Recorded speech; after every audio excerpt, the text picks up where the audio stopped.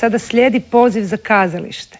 Iza dječje kazalište Tvornica lutaka iz Zagreba niz je predstava s poukom i porukom. Najčešće govore o ljubavi, osmijehu, dobročinstvu, pravilnoj prehrani, zajedništvu, učenju.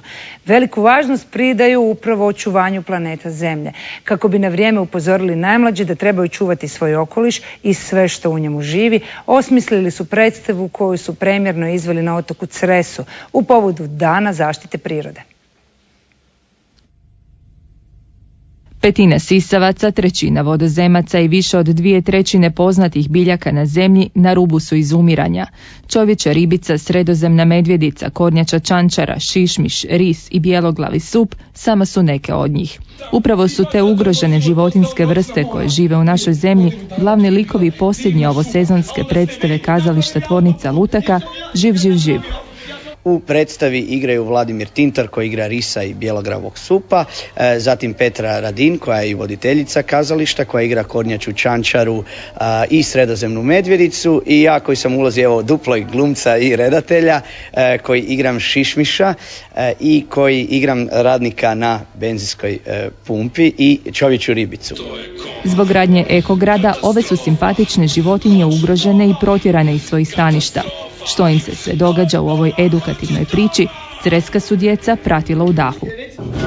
Tako nisko, ja sam pao, zar ovako, danas živi, gdje je šuma, moja šuma, životnina, što ne sliči, katastrofa, to je koma, katastrofa, hoću doma. Htjeli smo mladima, pogotovo djeci, pokazati da te životinje stvarno obitavaju oko nas. Možda ih mi ne vidimo svaki dan, možda se one s pravom skrivaju od ljudi, ali njihova egzistencija je ugrožena time što se grad, što se civilizacija širi na njihov teritorij. Što o tome misli otkačeni i zaljubljeni ris, nije teško zamisliti. Ne mogu doći do hrane kad bih htio, noćni sam lovac, onda auti kako jure, onda ne mogu preći na drugu stranu, pa onda i zbog ljubavi patim jer ne mogu preći na drugu stranu do svoje drage i tak se gledamo i nemamo hrabrosti preći. Jesu li životinje dovoljno hrabre da izbjegnu zamke koje im donosi novo doba, nećemo vam otkriti. U ovoj 40-minutnoj živopisnoj predstavi obogaćenoj šarenim i izraženim kostimima venecuelskog umjetnika Patricia Aguere možete besplatno uživati već sljedeće nedjelje na Flora Artu na zagrebačkom Bundeku. A do Flora Arta, evo ga, svi su došli k nama u Hrvatsku uživo.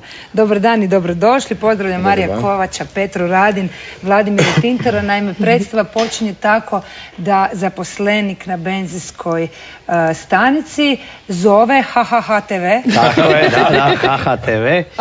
I onda obavještava tu vrlo bitnu nacionalnu HHTV kuću o čudnim događanjima u šumi kod koje se benzinska pumpa napravila. Znači o nekim čudnim bićima s kojima moraju ljudi naučiti živjeti zajedno. Ta čudna bića ispostavi se kad dođe novinarka HHTV-a koja novinarka koja oko vrata drži jednu mrtvu životinju. Risa. Jadnog.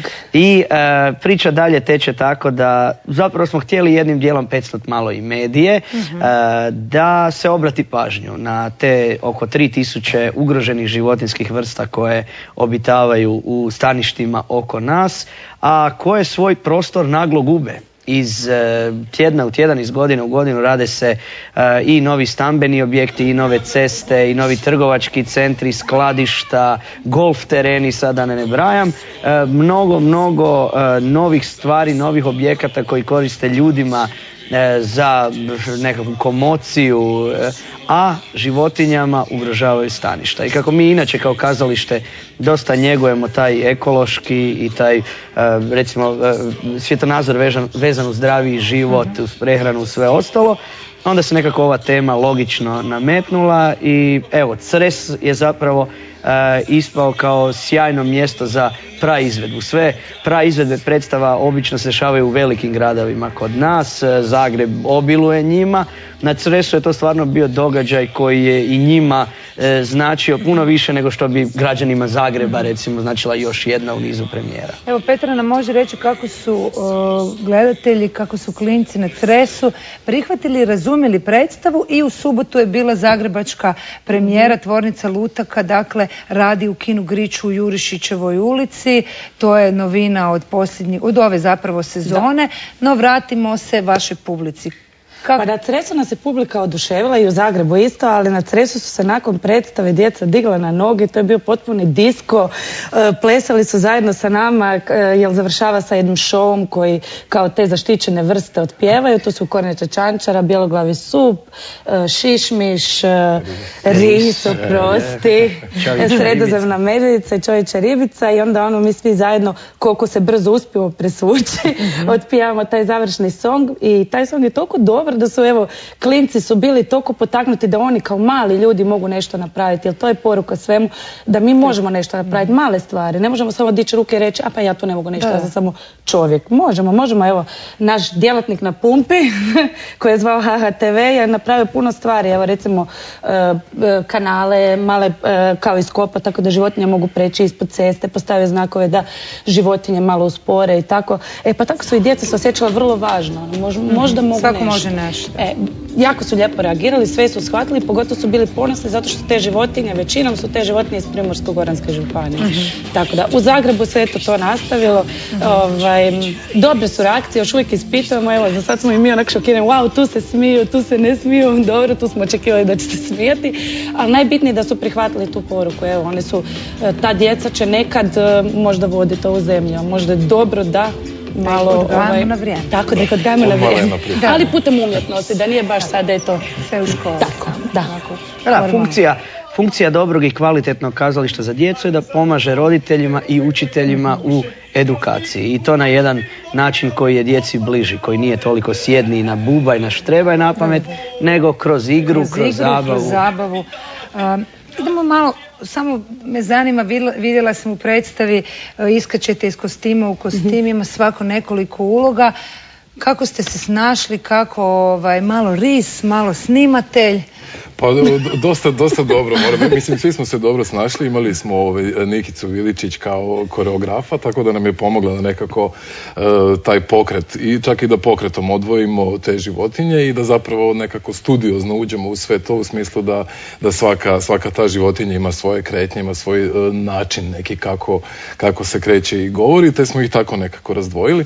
Sad brzina ove predstave je dosta velika i zna biti problem, ali zapravo se dosta dobro snalazimo u toj brzini. Da, nije nam nikako. Misliš na to preslaku? Na preslačenje, da. Pa to je bilo ovako, kao prvo sam ris i onda Vlado odi se kao kamerman, a on ima do dole ovako risa i zvire, tu sam s kamerom. S kamerom onda se vraćam ponovo u risu za sljedeću scenu, da. Da, svako od nas troje igra 3 uloge, u biti 2 životinske i 1 ljudsku. Pa me lako, imate onaj trikojić, bijeli, pa...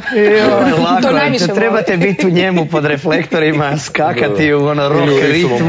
Još pogotovo čovječja ribica koja je, kako živi u podzemlju, nekako smo je zamislili kako pokušavamo malo raširiti i zvuk glazbu kojom se koristimo. Čovječja ribica je na kraju ispala disco kraljica, malo sa prizvucima rejva i tehna. Logično, u podzemlju je, vidi kroz elektroreceptore umjesto očiju. Znači, Šišmiš je jedan dobar stari rocker. Elvis, pa krila su inspirirali. I zapravo svi ga se plaše, ali bez razloga. On ima te zube i tako. Načeli ste temu angažiranog kazališta. Dakle, poznajemo angažirano kazalište za odrasle, no čini se da vi u kinu Griču Jurišićevoj zaista razvijate jedno angažirano kazalište za one najmanje. Kako to prolazi, ima li mjesta? Evo, naša su iskustva do sada jako pozitivna. Osim, znači, ovih standardnih tema ekologije, radili smo i Graška na zrnu Kraljevne koji govori o pravilnoj prehrani. Radili smo prije 2 sezone Radio Tesla, predstavu koja je pokušavala približiti mladima i znanost kroz lik Tesle koji je bio, eto tako, jedno dijete neshvaćeno u ličkoj zabiti da bi na kraju postao svjetski poznati znanstvenik. U idućoj sezoni pripremamo i predstavu o profesoru Baltazaru, jednom dosta zapostavljenom liku koji je u našem djetinjstvu bio jako značajan, bitan crtić, a koji više nema tu snagu i barem toliko nije prepoznatljiv i vidljiv kao što je bio nekada, iako postoje udruge koje se bave njime i koje ga promoviraju, upravo su odrasli oni koji to malo stave sa strane. A nama je želja pokazati, evo, kroz tog profesora Baltazara kojeg i dalje imamo, da znanstvenici mogu djeci biti zanimljivi, interesantni, magični, isto kao nekakvi čarobnjaci koje uvozimo izvana i nekakva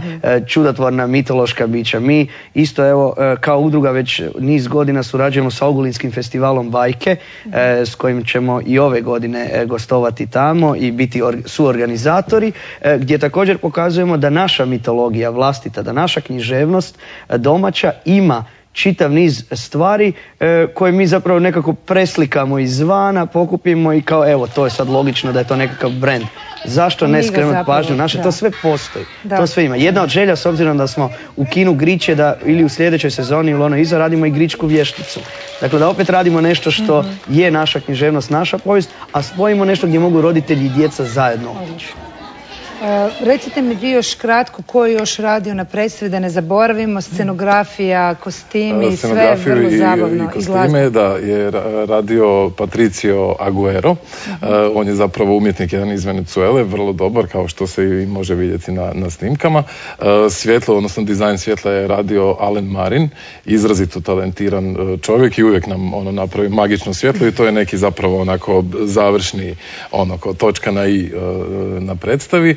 Muziku je radio Kizo, stari rocker. Ali nije stari. Stari rocker, hoću reći da je dugo u tome i vrlo iskusan i mogu reći da nas je iznenadio glazbom koja je bila gotova u roku 2 dana.